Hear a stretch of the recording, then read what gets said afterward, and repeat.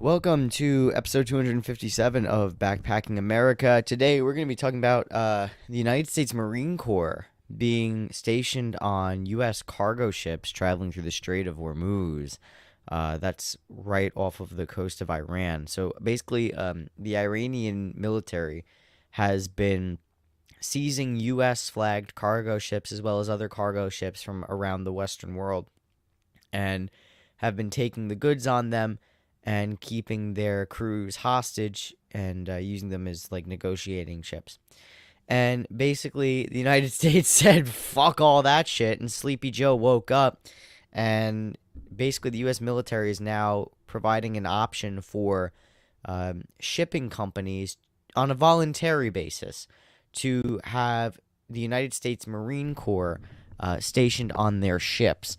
And this is a move that, is being considered because, again, a lot of U.S. cargo ships are getting, taken over by the Iranian, Revolutionary Guard. And this option will only be for U.S. flagged ships that are carrying cargo to and from the United States and have United States citizens and crew members on those ships. So it's very it's not going to be available for ships that are U.S. owned but fly a German flag and have a Polish crew. Like, it has to be 100% a U.S. enterprise and going to and from the United States to be eligible for this option. Personally, I think it's a great idea.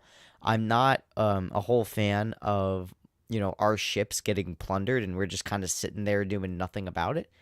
I'll give Joe Biden this. Like, he may have a higher threshold for doing military action, but man, when that threshold is crossed, he really does it. I'll tell you what. This is one of those instances where I actually agree with the guy. Some people are saying that we're playing with fire and we're deciding to escalate the situation, but the tensions between Iran and the United States, which have been brewing since our very firm stance on Iran not having nuclear weapons and the assassination of Qasem Soleimani, which is one of the Iranian Revolutionary Guard's major generals. But it's very interesting because, these people are saying we're escalating the problem by, making sure our ships don't get plundered. So I have to disagree with that claim, mostly because this is an attack on innocent people that are just doing their job. It's not like this is the U.S. military, and not to say that the U.S. military is guilty or anything, but, this isn't like a military operation that we're conducting. This is like, people like me and you getting a job on a cargo ship so we could, provide for our families. And then, business owners trying to make a profit in the international shipping industry and then, hiring out these subcontractors that own ships. And, these guys that are making, a couple $100,000 a year busting their ass doing serious work in really tough conditions and isolation for months on end, and now they got to get shot at by the Iranian, guard and possibly be taken hostage. Fuck all that, man. If I was working on a boat, I would be like, yeah, bring the Marines on, bro. I want to go to sleep in peace, bro. I want to go to sleep. So I really don't agree with the whole point that this is escalating the situation. I think it makes it more dangerous if Iran was to do something, because if it was an attack on a U.S. vessel and now we have Marines on board, then we could possibly be in a conflict with them. Although, I don't know how that would play out. The tensions around the world are getting a lot more dangerous.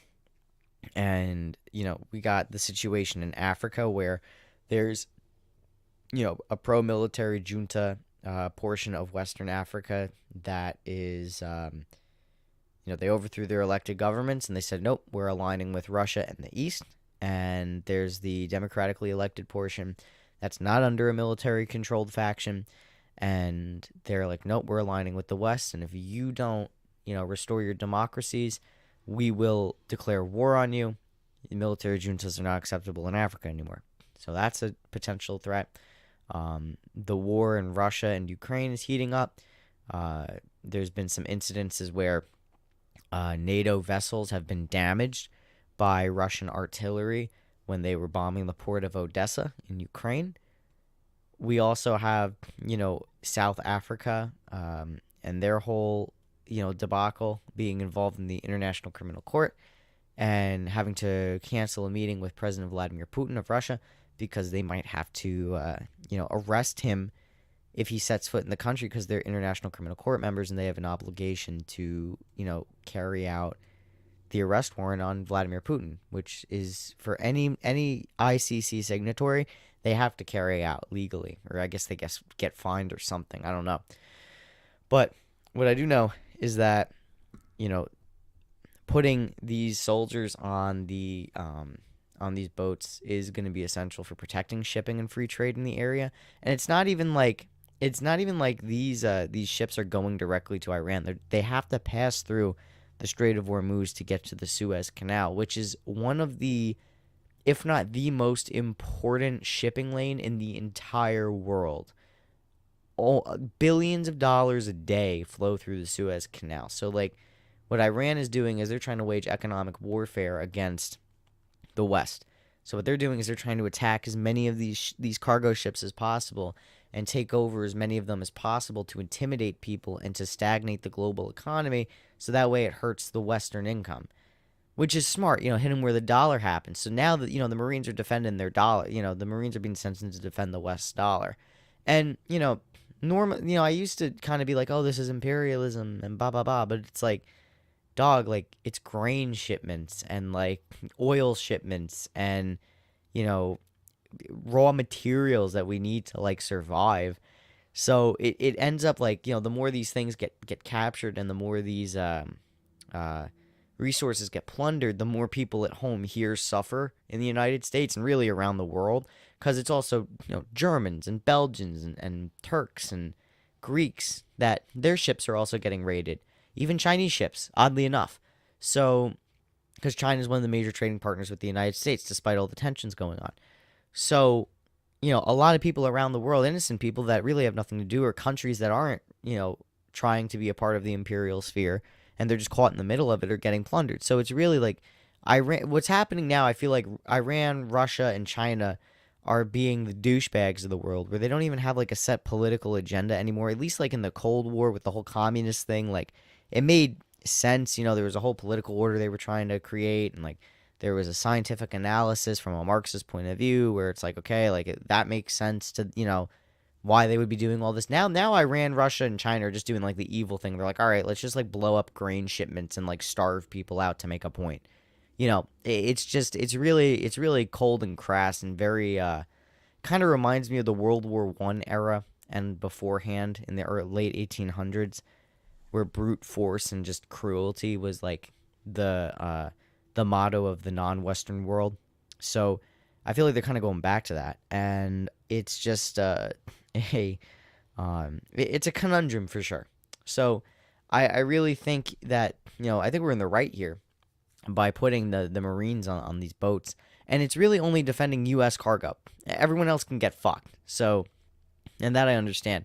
So, Iran, what they're doing too is how they're securing these boats. They're not really using big ships. What they're doing is they're taking these speed boats, like your dad's cruiser or whatever, and they're fucking mounting an AK-47 on it, and there's hundreds of them, and they're swarming these cargo boats, and basically they're overwhelming the forces of the cargo ship with these tiny little attack boats. And, the guys on the cargo ships, they have rules of engagement. So, some of these guys, some of these cargo ships do have armed security on them. But there's rules of engagement that they have to follow. I'm not saying the Marines don't have those either. But a lot of these cargo ships, you have to fire warning shots. And, that you can't fire on someone unless you're fired upon.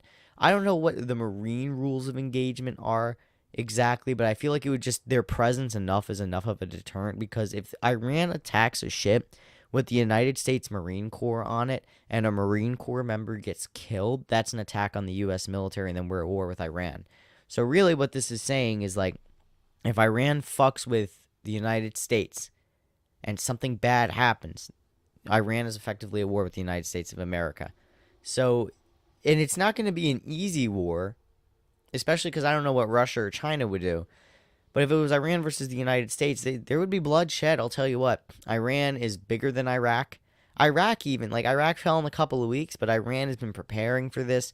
They have insurgents. They're going to wage like an Al-Qaeda-like insurgency if we did take over the country. It's going to be insane. It's going to be insane.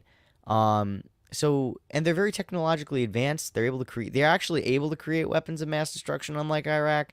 So there is a lot of technical superiority there that needs to be considered and taken into account. But overall, like my serious projection is I don't think Iran's gonna mess with the United States and that capability. Because once we put our foot down and we're like, yo, chill with that, doesn't happen. I think maybe like I don't think any like Chinese balloons were sent after the first one was shot. Maybe they sent like one more and then it got intercepted before it hit the West Coast. But they stopped with the Chinese. The balloons stopped coming over the United States because we were like, no, we're shooting it down. And then the other one got shot down immediately. And then we arrested a bunch of people that were spying on us. Most notably, a U.S. Navy sailor, 26 or 27 years old, who sold out his country for $15,000, essentially a very used Dodge Charger from 2010, and military guys, right? So anyway, sold out his country, gave a bunch of in-depth details on the USS Essex. He gave a bunch of details on, satellite systems, encryption systems, all this like very essential shit for the United States military. We've been cracking down more on that. So I think now that we're awake and we're like, nope, we're going to have to do this, we're going to have to do that, they're going to be a little more wary because we aren't fucking around. We're quietly standing up and being like, yo, like you got to leave right now. Personally, I think we should have been doing a lot more, a lot sooner. I have criticized the Biden administration before. I personally would never have let a fucking balloon cross into our airspace. I would have shot that down. I would have never let it get to the point where where the Iranians were attacking U.S. shipping vessels and getting away with it. I mean, Trump literally assassinated one of their generals, and Iran didn't do shit. So, like, they're fucking around with Biden in power because they see him as a weak and inept leader, which he is. I'm just glad now that there's starting to be some more hard action taken against, our enemies abroad, because it was just getting to the point where it's like, yo, if we get invaded, are we even gonna fight? Like, or is he gonna just order the military to stand down? Like what is this? But that was just my little blip on the whole Iran U.S. Marine thing. Hope you guys enjoyed this episode. I'm gonna go take a nap. I got a couple hours of sleep last night, so it's a rough one. But thank you again for listening to episode 257 of Backpacking America. Normally I do stream at 6 p.m. Today I had some stuff going on, so I had to like shift around my recording time last minute. But I will be around tomorrow, Tuesday at 6 p.m.